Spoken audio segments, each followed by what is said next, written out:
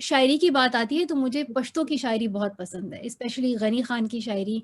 बहुत ही powerful, straightforward, empowering poetry है उनकी। एंड उन्होंने जिन कॉन्सेप्ट्स को, जिन जिन लोगों को, जिन छोटी सोच को उन्होंने चैलेंज किया है अपने बहुत ही पावरफुल अल्फाज के थ्रू, लाइक वो अभी भी हमें उसकी ज़रूरत होती है। तो अभी जब हम गनी खान की शायरी सुनते हैं ना, तो दिल में वो बगावत सी आ जाती है कि लाइक हाँ, चीज़ों को चेंज करना है और काम आगे ले जाना है।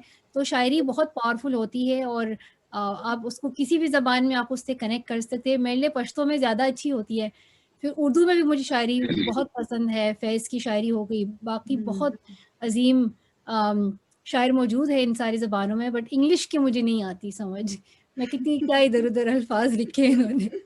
मैंने कहा उसमें तो वो पावर ही नहीं है कि बंदा फ़ील करे कि जो कि फैज़ की शायरी में बंदे को महसूस होता है कि हम देखेंगे, लाज़िम है कि हम भी देखेंगे। उस तरह का नहीं है। या शायद मैंने इतना पढ़ा नहीं है, maybe I should explore more. Um, और उसके अलावा बस अम्मी और अब्बू से ही सुनती रहती हूँ हर दिन। सुनाते हैं वो। अम्मी अम्मी का कोई शेयर शेयर हमारे साथ अगर शेयर करना। अम्मी का मैं तो चाहती हूँ कि मैं अम्मी को ही बुलाऊँ कि वो खुद ही सुनाए। हाँ, क्योंकि मैंने कुछ तो मैं बहुत वो उन्होंने अपना भी एक पोएम लिखा था, बट याद नहीं है मुझे। याद तो नहीं होगा। तो गनी खान का कौन-सा पसंद है आपको?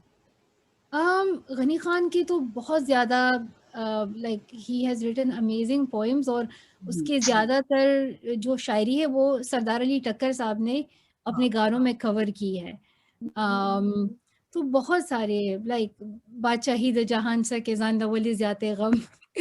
बहुत सारे ऐसे पोएम्स हैं उनके। और कौन-सा है? अम बहुत सारे यार अभी याद नहीं आ रहे, but he has Ghani Khan की बहुत अच्छी पोएट्री है। अबा इधर है अगर अबा ट्रांसलेशन करना। We should not allow men to come here, so no, no भेज दिया, वापस भेज दिया मैंने। अगर ज़िया ना होता तो मैं मलाला तुमसे कैसे कनेक्ट कर पाती? सो थैंक्स टू ज़िया या और नहीं, नहीं, कोई प्रॉब्लम नहीं है। सुबह ही मैंने मैसेज किया and I just asked Zia that I really want Malala to come और कहते मुझे उन्होंने बताया कि बहुत ज़रूरी है, जॉइन कर लो, तो मैंने कहा ठीक है। बहुत I would love to connect to all of you. You can leave क्योंकि मुझे बताया गया था कि आपकी मीटिंग हो रही है so just wanted to have you for a little bit. Thank thank you so much. और अभी तो वुमेन्स डे आ रहा है, तो मेरा काफ़ी बिजी वीक रहा है हाँ, हाँ। और बहुत ज़्यादा कॉल्स वगैरह आ रही है, तो बट बहुत खुशी हुई कि आप सबसे बात की।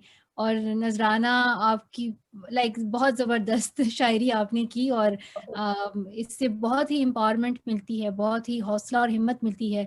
क्योंकि बंदे को बार बार ये एक लंबा सफ़र है, और इस पे ऐसे मोड़ आते हैं कि हमें लगता है कि अ, हमें कुछ वो सक्सेस नज़र नहीं आ रहा, चीज़ें कब तब्दील होगी, कब तक ये ज़ुल्म और सितम चलते रहेंगे। तो इस किस्म के अल्फाज जो आपको याद दिलाती है कि आप सही राह पर हैं, आप सच बोल रहे हैं और आप हक की जंग लड़ रहे हैं, तो इससे बहुत ही हिम्मत और हौसला मिलता है।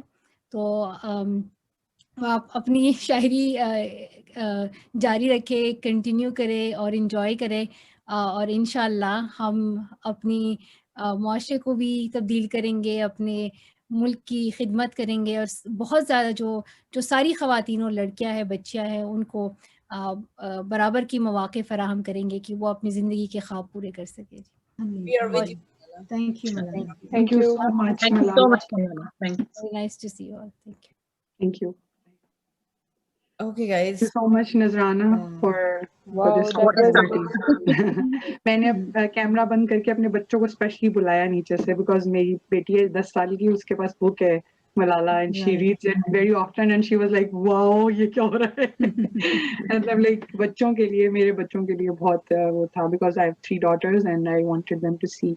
मैंने उसको स्पेशली दिखाया कि देखो I am sharing screen with Malala, so they can be proud of me also that mama is doing something that is you know हमारे यहाँ एक रिवाज है, बच्चे, our kids tend to praise their fathers more because they think that the father is doing a good job. हमारे यहाँ कहा ही यही जाता है ना, डैडी आने वाले, जल्दी से घर को साफ करो, and you know तो मतलब I wanted them to see, to feel proud that mama is also doing something that should be appreciated. Yeah, that is something that she's sharing a screen with a Nobel Prize laureate. Or thank you so much. Who could do this other than Nazarana Yousafzai? Seema, please come to you now. You can, recite your poetry. Okay. English पहले warning. मेरे पास time कितना है नजराना, because मेरे तो 2-3 चीजें निकाली नहीं है, क्योंकि मैं आज गजल नहीं पढ़ूंगी, मैं नज़म मेरे पास नज़म है 2 उर्दू की और 1 इंग्लिश की, तो आप मुझे बता दीजिए, do we have 5 minutes or how much? You can read your 2 poems. क्योंकि I have to read one of mine. Okay, नहीं मेरी जल्दी हो जाएगी. I want to hear the English one. Okay. कोई इंग्लिश में बोल रहा है तो उसको भी बोल, मेरे साथ एक कोई और भी है. I also have in English. चलो. Okay. अच्छा चलो, I will read my English one first. ये मैंने University of Waterloo में एक feminist poetry का session हुआ था, उसके लिए लिखी थी. So it's like I think it was in 2019, so कह सकते हैं कि 1.5 साल पुरानी. So I come from a land where the weak is thwarted to speak. Gray-haired women tell little girls their souls belong in uncharted places, where silence is the key to sanctity, and for those who talk, acid rains from the hands of progenies. With pride they conquer, endeavor the flesh of naked bodies, sometimes at dawn, sometimes at dusk, sometimes when the sun bestows its heat upon brown faces and everyone unhear the cries. The endangered species is being told that anyone who is not equal has to endure. Food ain't a problem, that colossal, unhearing crisis, where mothers carry around so much emotions that they become renewable sources of pain. I come from a land which is green in every way, where pain is sustainable. Wow. Wow, That is so amazing. So much. Beautiful. So this was actually, I had this sustainability thought in my mind that how we are looking for renewable source of energy. So our mothers are basically renewable sources of pain that they transfer into the next generation. So the pain is so sustainable in the green land, because when we say green, we talk about green things, climate change, and looking for sustainable sources of energy. So we are green in every way. We have sustainable source of pain. So that was my English one. Sorry. And Urdu की है मेरी. very cool. सफेद बाल इसका नाम है. तुम्हें सफेद बालों वाली औरतों से मोहब्बत है, जिनकी आंखों के नीचे जामनी हल्के होते हैं, साल हर साल के रत जगों पर हेजर मनाने की वजह से. उनके होंठ लटकने से पहले कई बार चूमे गए होते हैं, मगर लंबी सुराहीदार गर्दनें पूरी ताकत से झुकाई गई होती हैं, तभी वो तुम्हारे सामने भी सर नहीं उठाती. उन्हें सफेद बालों से कम उम्री में ही डरा दिया जाता है जब वो बालिग होती हैं. फिर जल्द उनकी शादी कर दी जाती है और वो जल्दी जल्दी बच्चे पैदा करती हैं कि कहीं बाल सफेद हो गए तो वो बच्चा पैदा करने की सलाहियत ना खो बैठे. लेकिन वो नहीं जानती कि बच्चा पैदा करने के अलावा उनका कुछ हक मोहब्बत पर भी है, और ये कि जब उनके बाल सफेद हो जाएंगे तो तुम उनसे मोहब्बत करोगे. Wow. Wow. Oh my God, that is so powerful. Beautiful. बहुत खूबसूरत. एक और सुना सकती हूँ मैं नज़ाना? Please. ये स्पेशली मैंने अभी नहीं है बिल्कुल, ये मैंने वुमेन्स डे के लिए लिखी थी. ये मेरे जिस्म की मर्जी नहीं थी कि वो बच्चे जनता. मुझे लाल जोड़ा पहनाने से पहले किसी ने मुझसे जिन्स के बारे में सवाल नहीं किया, बल्कि मुझे ही जिन्स समझा. बल्कि मुझे ही जिन्स समझा जिसके बदले इज्जत और गैरत खरीदी जाती है. जिन्स के 2 मतलब होते हैं, एक सेक्स Yeah. और एक जो हम जिन्स यूज करते हैं, Gender. अजनास, जो कमोडिटीज।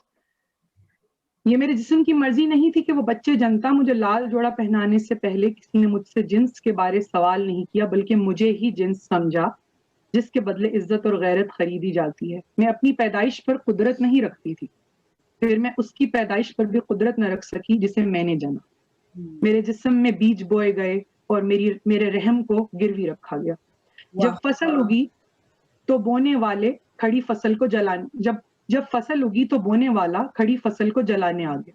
मैं तब भी कुछ ना कर सकी और सिर्फ अपनी बर्बादी का तमाशा देखा। मेरी इल्तिजा बस इतनी है कि जिस जमीन में बीज बोया जाए उससे पूछ लिया जाए कि क्या उससे पूछ लिया जाए कि क्या उसको अपना आप मनवाने के लिए जरखेजी की सनद दरकार है या नहीं। बहुत शुक्रिया, बहुत शुक्रिया नज़ाना, So बहुत touching. so much. It really spoke to me. Thank you so much, thank you, बहुत शुक्रिया।